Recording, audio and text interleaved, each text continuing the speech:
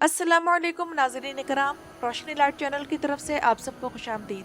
तो नाज़रीन इकराम, आप लोगों को कुरुलुश और हान की किस्त नंबर 10 कैसी लगी?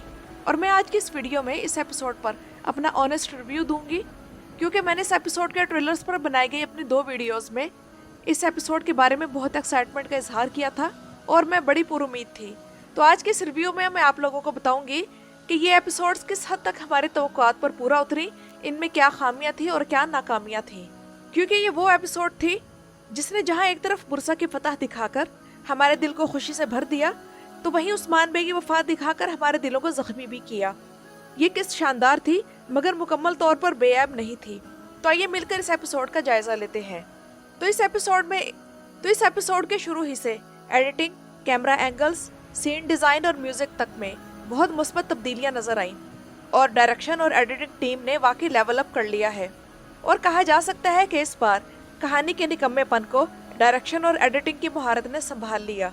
उस्मान बे के बिस्तर अलालत वाले मंजर और उस दौरान ओरहान बे के नाइट टेम्पलर्स के साथ जंग के दरमियान जो कट था, और प्रोडक्शन ने जरा नए अंदाज से कोई जंग दिखाने की कोशिश की है।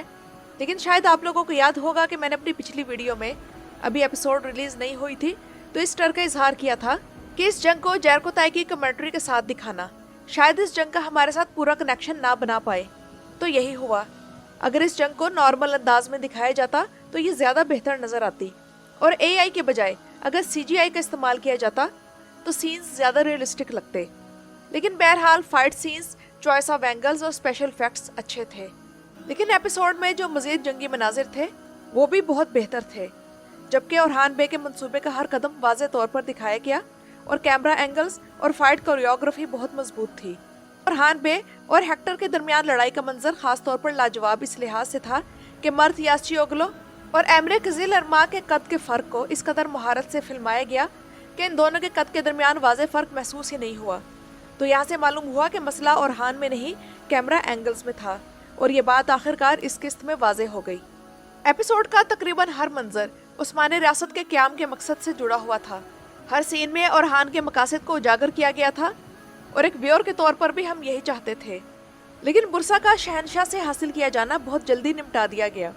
शहनशाह का इतनी आसानी से मान जाना इस फतह के असर को कमज़ोर कर गया।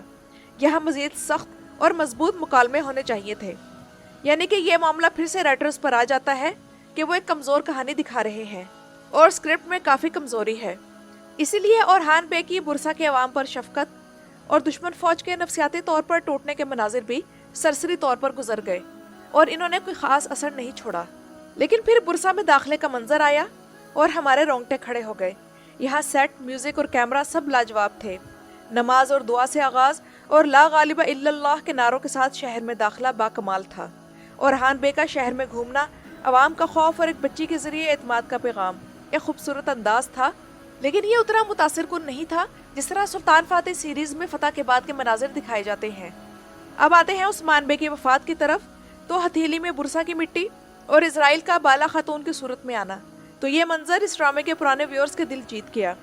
जबकि ओरहान बे की बावकार मगर दर्द भरी खामोशी ने हमारे दिल को दुख से भर दिया। उधर ओरहान बे का कबीले के सरदार की हैसियत से अपने खानदान के सामने बावकार रहना, लेकिन अकेले में आखिरकार रो पड़ना, तो एक लीडर को ऐसा ही होना चाहिए। और जब उसकी बीवी भी आकर उसका दुख बांटती है तो अंदाजा हुआ कि मुहसिन भी अब अपने किरदार में काफी बेहतरी लाई है। यहाँ उस्मान बे की मौत के सीन का मुकाबला मैं एर्तुगरुल गाजी की मौत के सीन से करना चाहूंगी। तो नाज़रीन इकराम, मेरे मुताबिक एर्तुगरुल गाजी की मौत का सीन भी अच्छा था, लेकिन अगर वामसी वहाँ मौजूद ना होता और वैसी अदाकारी ना करता जो उसने की, तो शायद हमें एर्तुगरुल गाजी के जाने का जरा भी दुख ना होता। क्योंकि तब एंगा नाल्तान ने एर्तुगरुल के तौर पर हमारे जहनों को ब्रॉक ऑज़विट्ज़ से ज्यादा कैप्चर कर रखा था। तो यहाँ इस हिसाब से उस्मान की मौत ज्यादा मुतासिर कुन है। और बेशक ये पूरी एपिसोड पर नहीं फैलाई गई थी, लेकिन फिर भी पावरफुल सिनेरियो था। और हर आगाज का एक इख्तिताम होता है। तो मलून खातून और उस्मान बे के इस जोड़े का बाहमी प्यार, ताकत, हमदर्दी, उनसियत, सबर, रियासत की जद्दोजहद और इसे मोहब्बत, ये सब जज्बात इख्तिताम को पहुंच गए। और उस्मान का किरदार दिरुल शार्तुल से लेकर अब तक 239 यानी 239 एपिसोड्स के बाद हमें अलविदा कह गया। तसल्ली सिर्फ ये है कि इस ख्वाब का बानी ये जान कर गया है कि बुरसा की फतह का उसका ये ख्वाब पूरा हुआ। और जनाजे में उस्मान बे की वसीयत का रूहानी अंदाज में गर्दिश करना और घोड़े की आंख से टपकता एक आंसू, हमारे दिलों पर असर कर गया। फतह और जनाजे के मनाजिर में हमारे जज्बात उरूज पर थे। अब यहाँ नाज़रीन इकराम, अब इसके बाद हम इस एपिसोड की खामियों की तरफ आते हैं। तो अदाकार शानदार हैं, मगर बदकिस्मती से किरदारों के नशोनुमा टेक्निकली बहुत पीछे है। एडिटिंग एक हद तक इस नाकामी को बचा सकती है, लेकिन स्क्रिप्ट को फौरी तौर पर संभालना जरूरी है। एस्पोर्चा बाज़ंतनी फौज के साथ इस सीरीज में दाखिल हुई, जबकि वो ओरहान बे के सामने डट जाने वाली मजबूत शख्सियत दिखाई गई।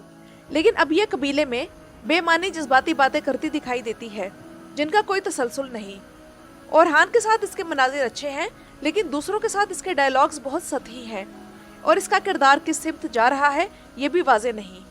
और राइटर्स से मैं यही कहना चाहूँगी कि बराह मेहरबानी फातिमा के किरदार को मज़ीद कमज़ोर ना करें, बस बहुत हो गया। आते हैं फ्लेवियस की तरफ, तो ये शख्स आखिर क्या है? कमांडर है, जासूस है, या फिर आशिक है? अकेले पहाड़ों में घूमता रहता है, एक जगह से दूसरी जगह ऐसे जाता है जैसे गायब होकर नमूदार हो रहा हो। इसकी कहानी में तसलसल नहीं, सब कुछ बिखरा हुआ है। और ये किरदार शुरू में जितना ताकतवर दिखाया गया था, अब उतना ही बेमानी हो चुका है।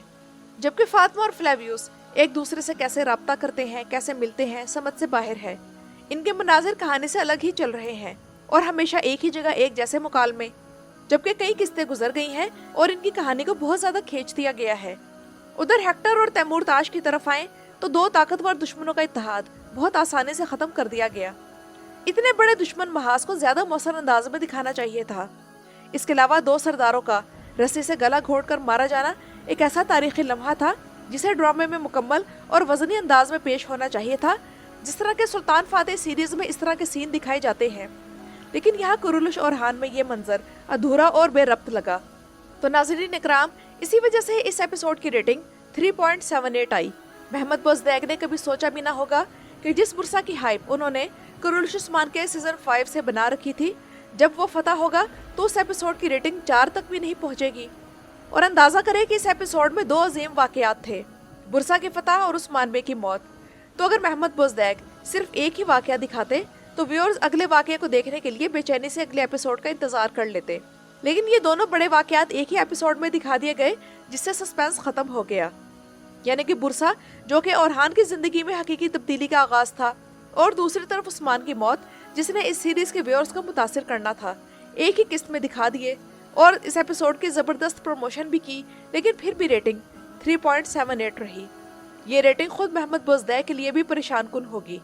लेकिन वो ये भी याद रखें कि ये वाकयात वो लस्सी हैं जिससे महमद बोज़दैक जितना भी मक्खन निकाल सकते थे निकाल चुके। तो आखिर में यही कहूँगी कि एडिटिंग और डायरेक्शन में तब्दीली इस एपिसोड में वाज़ेह तौर पर महसूस हुई, और जो फीलिंग्स हम चाहते थे वो भी भरपूर तरीके से मिली।